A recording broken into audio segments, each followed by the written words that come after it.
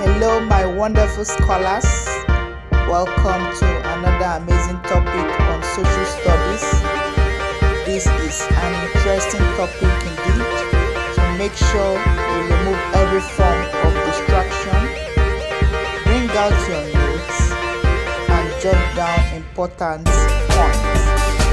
Sit back, relax, and enjoy the lesson. In today's lesson, we are going to discuss the topic concept of marriage. Lesson objectives. By the end of the lesson, you should be able to 1. Define marriage. 2. State the types of marriage. 3.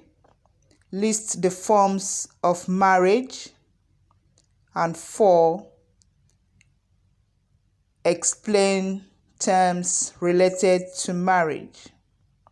5. List the purpose of marriage. So let's start with the definitions of marriage. 1. Marriage is the coming together of man and a woman to become husband and wife. 2. Marriage can also be defined as the legal union or agreement between a man and a woman to become husband and wife. Then we have types of marriage. We have 3 types of marriage. 1 is traditional or customary marriage. 2, religious marriage. And 3, court or ordinance or statutory marriage. Let's start with traditional or customary marriage. This is the type of marriage that is done in accordance to the rules, customs, and traditions of the land, which vary from place to place.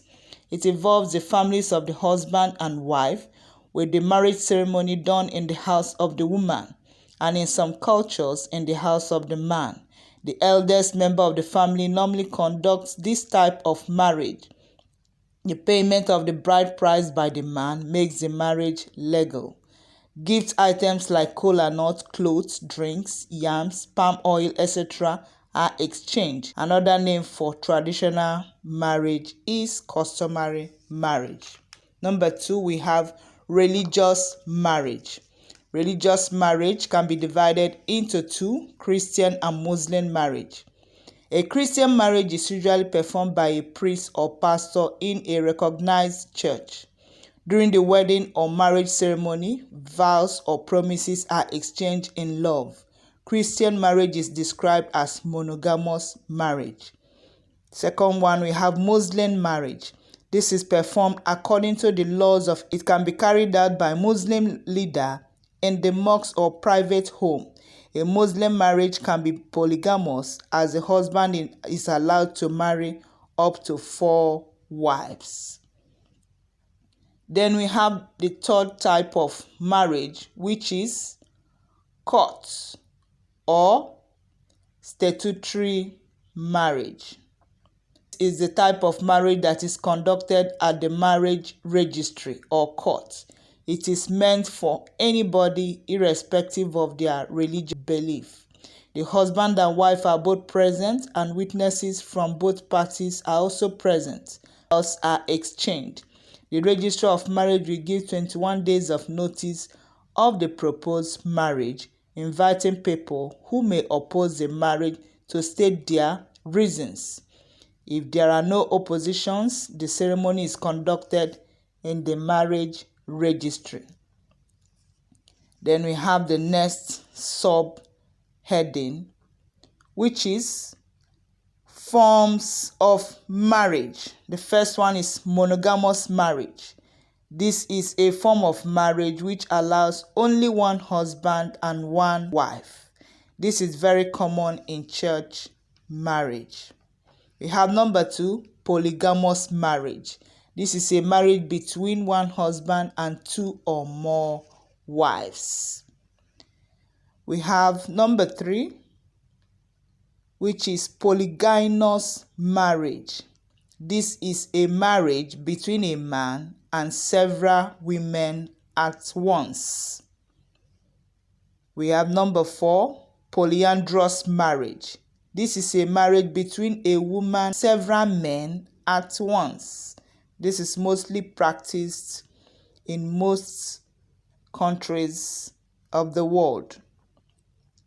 Then we have number 5, endogamous marriage or intra-tribal marriage.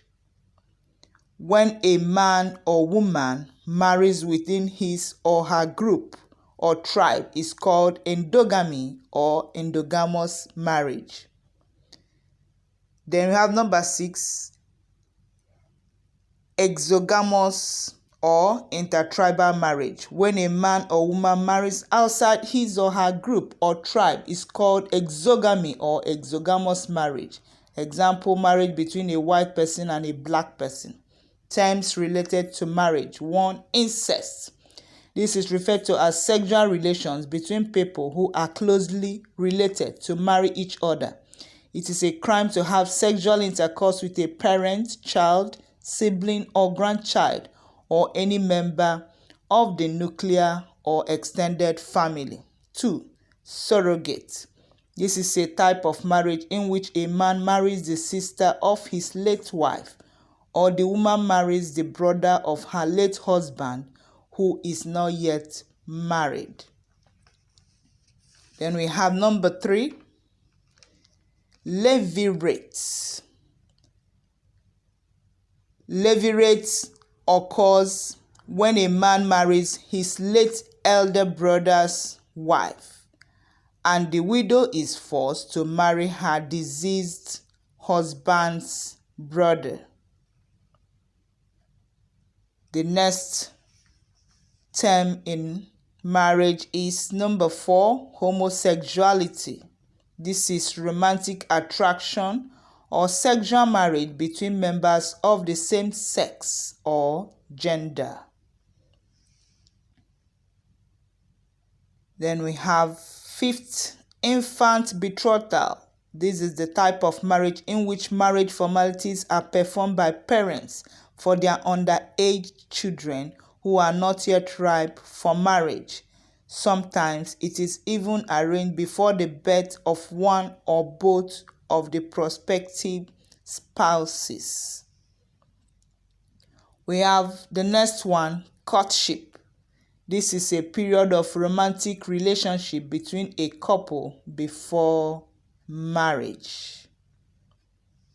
And we have the last one, dowry or bride price. This is the money and property that are given to the family of a partner in order for the marriage to take place. Then we have the last subheading, purposes or benefits of marriage. Number 1 is procreation or children. New members of a society are normally produced within a marriage unit. People marry because they want to give birth to legitimate children. Then we have number 2, companionship. Married couple and their children normally enjoy being with each other. People marry because of companionship as they derive psychological satisfaction, comfort, and happiness. 3, we have sexual satisfaction. People marry in order to avoid unacceptable sexual behavior. Marriages regulate and approve sexual satisfaction. Number 4, status.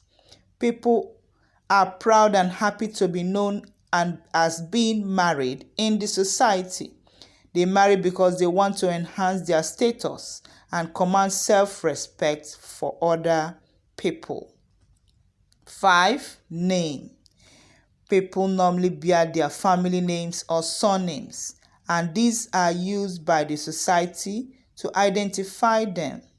A married woman bears the husband's name or surname. Hope you have enjoyed the class. Thanks for watching. See you in the next class. Goodbye for now.